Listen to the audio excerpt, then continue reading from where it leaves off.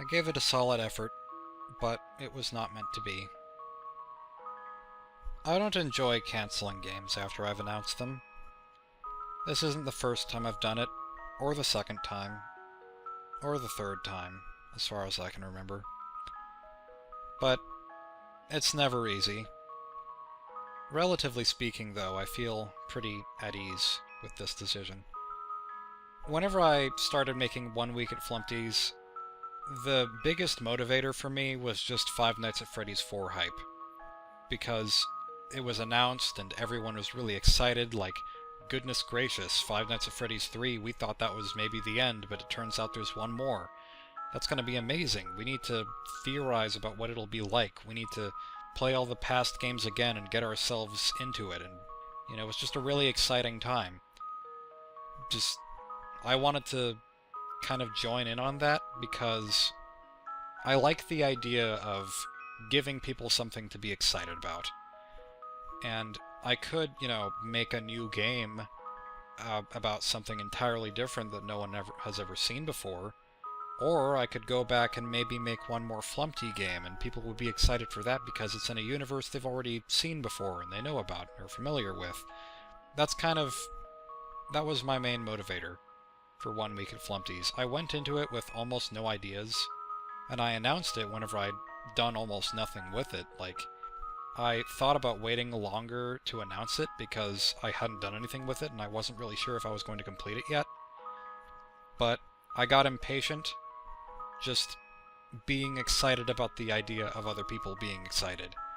And that's probably something that I shouldn't have done, but it was too late once I'd done it. I did initially have fun working on it, though, because I had some ideas, not very many, but I thought I had just enough where I could plow through as much of it as I could, and if I ever lost motivation, then I could say, well, I've done so much in these first 1 or 2 weeks of production that anything that I've done so far, it can't go to waste. I have to keep going. It's too late to stop now. That was the mindset that I went into. So, with One Night at Flumptys 2, I kind of went in with the assumption that I was just going to make up ideas as I went along and it would work out eventually, and it did. 1 Week at Flumptys, I tried the same thing, and it just didn't work out. That's kind of what you get whenever you don't plan things out well enough. It might work and it might not. It took me developing and programming a whole map system, drawing 15 rooms, or technically 16 I guess, because of the office, but the office was never finished, and drawing Birthday Boy Blam, I think 19 times or something like that. It took me that long to realize that there were just inherent problems with the way that I designed the game, and it was too late to fix them unless I wanted to make some huge changes.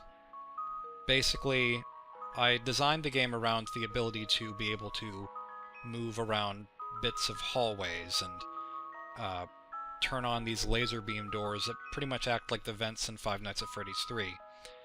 So I did that, and I realized that it was very easy to just trap the character or the characters between walls and just have them get stuck forever, and then there's no challenge anymore. In fact, there's no challenge to begin with, because there's nothing else stopping you from doing anything to that effect. So it just... I wasn't having fun making the game, and my own philosophy that I've kind of developed over time is if I'm not having fun making something, then it won't be fun for people to play. I wanted to challenge that this time. I wanted to see if I could still make an enjoyable game even though I wasn't enjoying working on it, and it turns out that I didn't see the mistakes in it because my heart wasn't in it. And the mistakes that I did see, I had no interest in fixing, so I weighed my options. I either had to cancel 1 Week at Flumptys and save myself a whole lot of stress and disappoint people, or spend forever making 1 Week at Flumptys, completely stress myself out, and still disappoint people. So I chose the former option. As sad as the news is, it's also a huge relief for me, because I, of course, am relieving myself of a whole lot of stress that I went through trying to make this game that I just don't want to do anymore. And also because I feel like One Night at Flumptys 2 is a perfectly adequate ending. I don't feel like it needs a continuation, and so I'm glad that I ended it how I did, because it doesn't feel like by discontinuing the series where I am, I'm leaving it incomplete. It just feels like I'm leaving it off where it ends pleasantly in people's memories. It's also a relief to me because One Night at Flumptys is a parallel of Five Nights at Freddy's. One Night at Flumptys 2 wasn't intended to be, but still kind of ended up being a parallel of Five Nights at Freddy's 2. And the third One Night at Flumptys game, aka 1 Week at Flumptys, pretty clearly resembles Five Nights at Freddy's 3, even though I tried to make it as original as I could, but If I had finished it, then people would just say, well, you copied the first 3 Five Nights at Freddy's games, now copy the 4th one whenever it comes out on Halloween. And that's not really something I want to do. To be honest, I've grown really tired of the Flumpty characters. I still like them, but I just don't want to do anything else with them. They're always jokes. In my mind, they always will be jokes. And I don't want to continue to make games only about characters that didn't really have much of a serious thought process behind them. I guess that's another thing, is I considered making it a more serious game, because I had more nights to work with and therefore I could make more of a story develop. Since people will be curious, I'm gonna explain what the story of 1 Week at Flumptys was going to be right now, and just kind of the general layout of it. Night 1 was going to be basically just survive the night with Birthday Boy Blam wandering the building, and that was going to be it. Night 2 was going to be essentially the same thing, except with the beaver and the owl. Everyone said that the beaver needed to return as a zombie or a phantom, and that's an idea that I had before I released One Night at Flumptys 2. I just didn't want to use it, but it's funny because my friend Jake suggested that the beaver be a mummy, because he has toilet paper. And he is the only one who suggested that idea, and I thought it was great, and that's one of the reasons that I wanted to finish the game, but of course I wasn't able to. So, the beaver would not have been a zombie, would not have been a phantom, would have been a mummy. And no one would have seen it coming. It is sad that that idea didn't become a reality, but maybe someone can make it happen. Night 3 was going to be just the Red Man and Grunkfist. Grunkfist was going to, like, teleport, and the Red Man was going to mess with equipment or something. Night 4 was going to involve the Eyesore, and 2 additional characters that resemble the Eyesore, but are just singular corpses rather than a whole dinosaur of corpses, and they were just going to also, like, run around the building, I guess. And they were going to be called Champ and Chump. The reason they would be called Champ and Chump is because of a plot twist that would be revealed before Night 5. The plot twist would be, you see a minigame flashback of yourself, essentially, being the player of the first 2 One Night at Flumptys games.